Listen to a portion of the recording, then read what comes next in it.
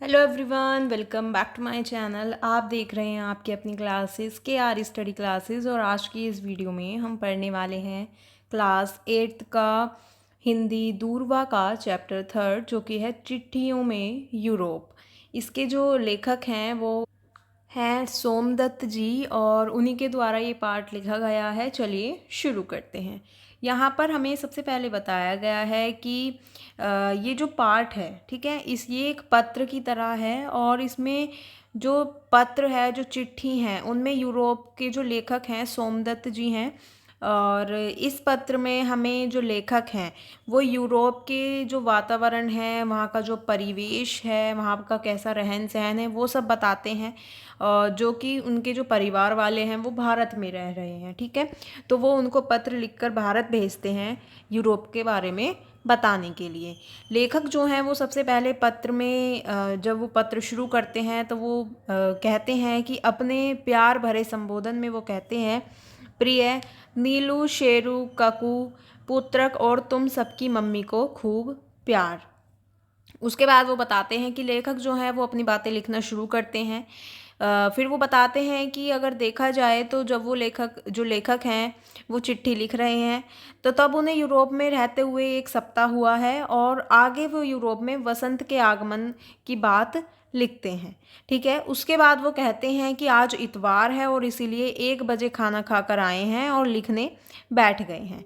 इसके बाद जो लेखक हैं वो यूरोप के खाने की तुलना एक भारतीय व्यंजन से करते हैं। लिखते हैं कि आज हमने जो खाना खाया वह योगार्ट से शुरू हुआ और आइसक्रीम कप जैसा एक बड़े कप में वो रोज़ सूप होता है, ठीक है। उसमें सफ़ेद सेम जैसी यहाँ की बीन पतली और लंबी होती है और इसके बाद फिर वो आइसक्रीम खाना होता है। इस तरह से वो अपना पत्र लिखते हैं, ठीक है, वो बताते हैं। उसके बाद वो कहते हैं कि लेखक जो हैं वो मतलब कहते हैं कि यही सब जो है सुबह शाम चलता रहता है और यही रोज़ हमें खाना पड़ता है। लेखक चिट्ठी में कहते हैं अपने परिवार को बताते हुए कि एक ही चीज़ खाते खाते मैं उब गया हूँ, मैं पक गया हूँ। और क्योंकि कभी कभी चावल होता है जो कि स्ट्यू यानी कि करी के साथ खाया जाता है। लेखक कहते हैं कि यहाँ पर जो सेवइयाँ हैं वो पानी में उबली हुई सूप में रहती हैं, ठीक है। उसके बाद जो लेखक हैं वो बताते हैं कि यूरोप का जो भौगोलिक वातावरण है वो शहर के बीच एक दूना नामक नदी है, बहती है, ठीक है। तो जो नदी है वो बताते हैं कि शहर के बीच में एक दूना नामक नदी है जो बहती है और नक्शे में देखने पर वो आपको मिल जाएगी। नेविसाद शहर भी मिल जाएगा। लेखक कहते हैं कि जब रोज़ बाज़ार से गुज़रता हूँ तो बच्चों को देखकर तुम लोगों की याद आ जाती है।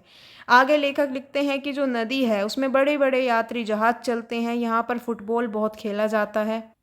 बाजार में 20-20 मंजिल 10-10 मंजिल बिल्डिंगें हैं। लेखक लिखते हैं कि यहाँ पर इस शहर में जो हज़ारों वर्षों पहले जो भारतीय आए हैं उनकी संतानें हैं जो कि अब यूरोपीय मालूम होते हैं। यानी कि जो बहुत बहुत साल पहले जो लोग आए थे यूरोप में रहने के लिए वो अब यूरोप में ही बस गए हैं, उनके बच्चे भी हैं और अब वो एकदम यूरोपियों जैसे लगते हैं, ठीक है। उसके बाद वो बताते हैं कि पत्र लिखने के दिन के बाद आने वाली जो दिन है यानी कि भविष्य काल, उसकी वो योजना को बताते हुए लिखते हैं कि कल हम लोग यूनिवर्सिटी की बस से शहर से बाहर एक पोल्ट्री फार्म देखने जाएंगे। और उसके बाद अंत में लेखक जो हैं वो लिखते हैं कि अपने परिवार को सप्रेम संबोधित करते हुए लेखक लिखते हैं कि आगे का हाल बाद की चिट्ठी में लिखकर भेजेंगे। तुम लोग गौतम से एरोग्राम मांगकर हमको चिट्ठी लिखना। तुम सबको मेरा प्यार, अच्छे से रहना ताकि माँ को कोई तकलीफ ना हो।